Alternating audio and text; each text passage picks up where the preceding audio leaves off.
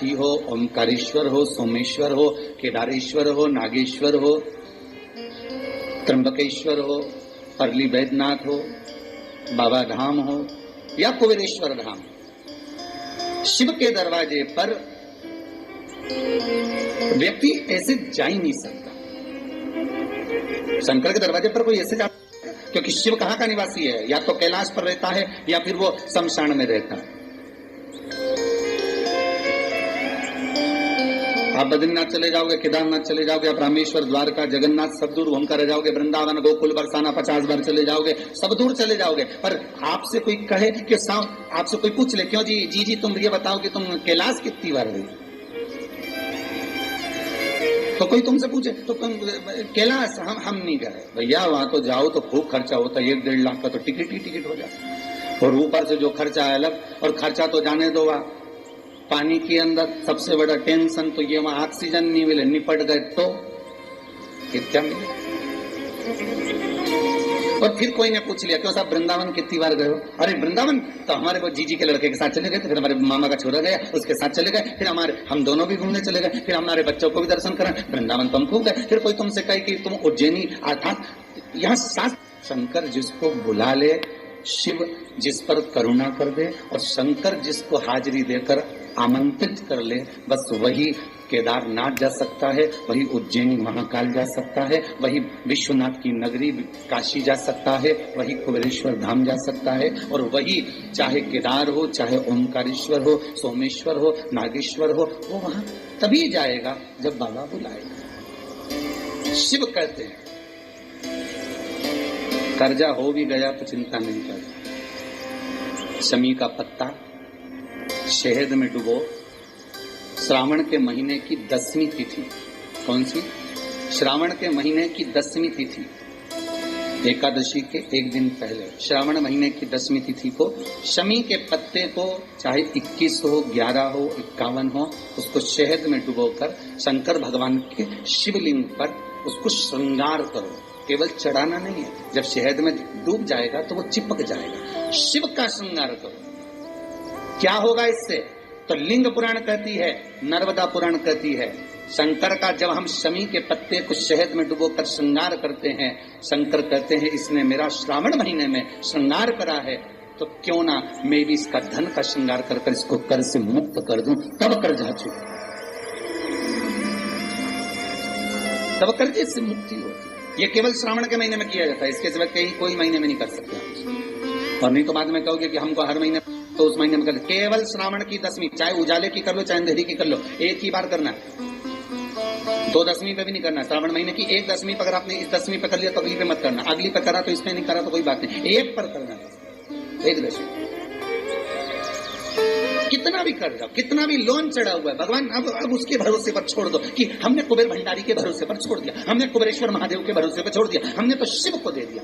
पर विश्वास रखकर, भरोसा रखकर, पार्वती जी का हस्त कमल ना हो, भले अशोक सुंदरी की जगह ना हो, भले अशोक सुंदरी की जगह भले ना हो, और भले उसमें हस्त कमल माता पार्वती जी का ना हो, परंतु शिवलिंग भगवान भूत भावन वहां विराज रहे। और एक और बात अच्छे से ध्यान कर लीजिए महाराज, शंकर के शिवलिंग को जहां रखा है आपने, भले वो भूमि हो, चाहे प्लेट हो, कटोरी हो, एक चोमली बना ली हो, कपड़े पर रखा हो, वो हस्त कमल ही माना जाए। बस इतना जरूर है कि गोल बनाते हैं तो उसमें अशोक सुंदरी का स्थान नियुक्त नहीं होता, पर शंकर के शिवलिंग के भीतर 33 कोटि देवताओं का भाव तो वैसे ही आ जाता है।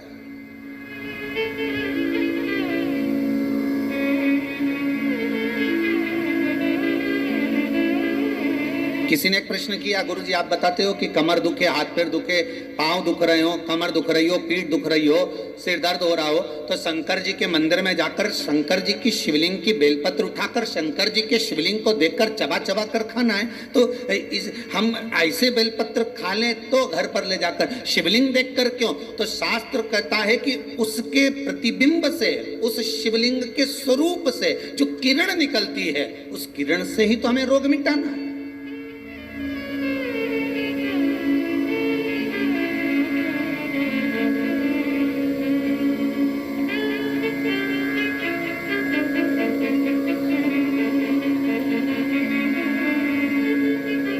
अरे भाई, आप और हम में से बहुत सारे ऐसे होंगे जिनको शरीर में कष्ट होता होगा, और जैसे ही हॉस्पिटल में या क्लिनिक पर या डॉक्टर के पास पहुंचते हैं, बस डॉक्टर हाथ पकड़ के देखता है तो आधी बीमारी तो वहीं समाप्त हो जाती है। बोलो होती कि नहीं होती? सही बताओ।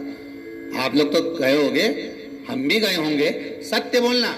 बस डॉक्टर ने हाथ पकड़ा, बीपी, हालांकि तुम्हें भी मालूम है बीपी कहीं नहीं है, फालतू की बात। और 25 बार तो शुगर चेक करा लेना, शुगर ना ऊंची जाए ना नीची जाए, क्योंकि तू भी शुगर से बढ़कर है। तो अपन भी तो हृदय से मीठा बोलते हैं, तो अपन कम, तो वो सब जांच करा ली, कहीं नहीं निकला। तो कई माताएं आके बोलती है, गुरुजी हमने खूब जांच कराई रे महाराज, कहीं नहीं निकले, पर समझ में नहीं आया, उसके बाद भी पांव दुखे। अर्थात डॉक्टर के पास जाते हैं तो आधी बीमारी तो यही समाप्त हो जाती है, डॉक्टर के पास पहुंचते से बीमारी समाप्त हो जाती है। तो आखिर कारण क्या है कि शंकर का शिवलिंग का दर्शन करें और फिर बेलपत्र को खाएं। अर्थात शिव के शिवलिंग स्वरूप में से जो किरण निकलती है, उसका स्वरूप, उसका आनंद हमारे रोग को वैसे ही हरण कर देता, हमारे रोग को वैसे ही समाप्त कर देता।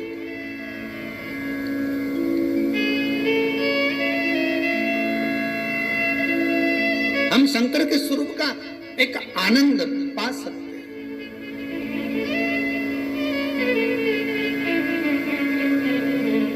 चलो जाने दो, एक और सरल भाषा से समझो।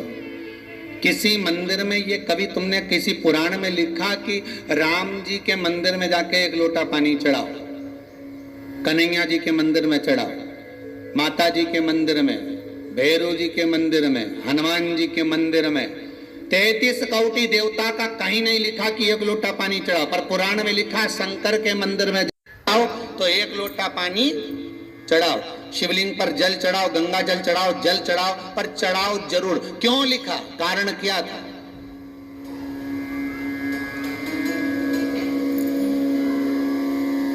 एक आध बार राम जी के मंदिर जाओ, कन्हैया जी के मंदिर जाओ, देवी जी के मंदिर जाओ, अच्छा बढ़िया माता जी चुंदड़ी मुंदड़ी पहन के बैठी हो, बढ़िया सब लगा लोगों के, और पंडित जी के हट यहाँ से, और बाल्टी भर के, लोटा भर के पानी ले जाओ और माता जी के चढ़ा दे।